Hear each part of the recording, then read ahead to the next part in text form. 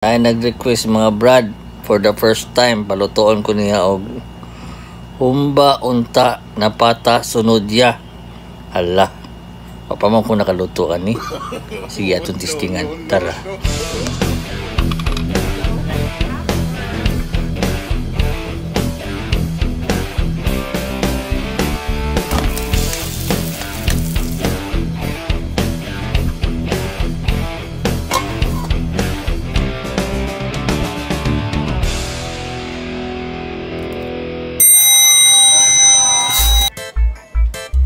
Maing adlaw mga brad, good vibes ang kapata perminti.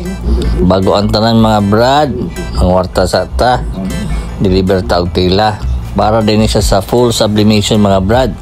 Nya pa shout out day ko kay Busing Inchik, kay garagaluan ko niya og electric pan para pinaskuhan niya sa mga brad.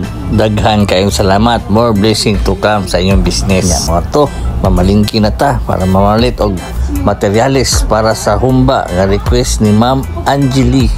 Shout out dahil si Mama, maon lang yun ni. Nya ni hapit na lang po di ko dira og Sprite at bang na sa muang balay mga brad. Sari-sari store good. Nya maon na ni. Ato ana ning hinay-nay palata ning pata ni Madam. So ako ra na siyang gipalatan sa kahoy mga brad no kay nahotdan na pud ta gasol pa lagi. Ang nakadindot man gud aning kahoy nga imo ang gamiton mga brad kay magpalata dali ra po kayo.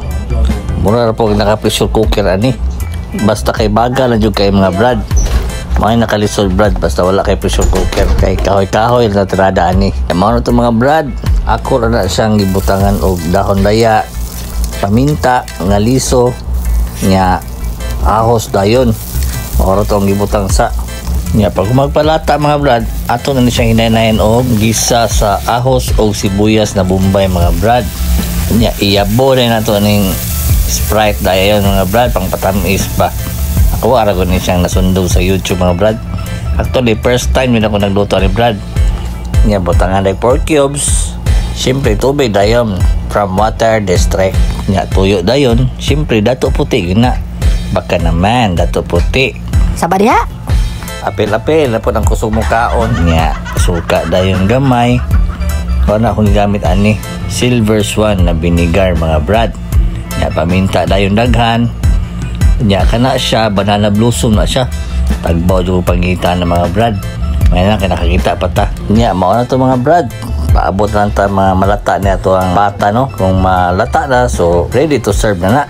Tama din mga brad. Wadi ko kabaloon sa purpose ng banana blossom. Basta naaday mo idea, paki-comment na lang po mga brad.